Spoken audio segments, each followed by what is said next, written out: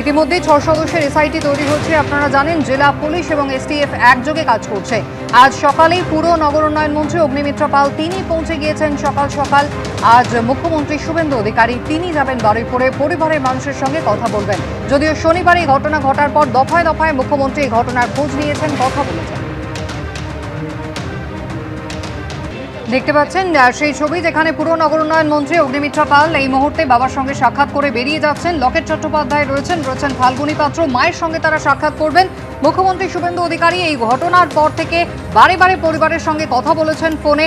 Capital punishment পরিবার যা দাবি করেছিল সেই শাস্তি দেওয়া হবে, অভিযুক্তদের কাউকে ছাড় দেওয়া হবে না, এই প্রতিশ্রুতি তিনি দিয়েছিলেন। আজ তিনি নিজে আসছেন বারুইপুরে।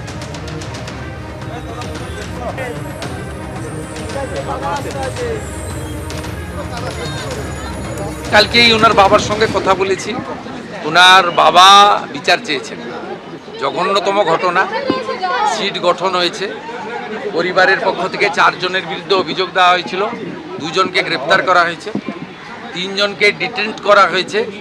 পরিবার যেভাবে জাস্টিস চেয়েছেন, পরিবার সরকার এবং পুলিশের কাছ থেকে যে সহযোগিতা চেয়েছেন সেটা তারা পাবেন। এটা মব লিঞ্চিং হয়েছে, এর পিছনে একটা কমিউনাল অ্যাঙ্গেল ছিল। রেল লাইনে যেভাবে রেলপথকে উপড়ানো হয়েছে, আমাদের অতীত ইতিহাস মনে পড়ছে। 2019-এর সিএএ বিরোধী আন্দোলন বা কিছুদিন আগে ওয়াকফ অ্যামেন্ডমেন্ট বিরোধী আন্দোলন। তৃতীয় হচ্ছে সিআরপিএফের 2 জন জওয়ান আহত হয়েছেন, একটা পুলিশের গাড়িকে জ্বালানো হয়েছে। আপনারা নিশ্চিন্তে থাকুন, প্রথমটার তো বিচার দেব, ক্যাপিটাল পানিশমেন্ট দেব। ওর বাবা যা যা চেয়েছে সব করবে মুখ্যমন্ত্রী।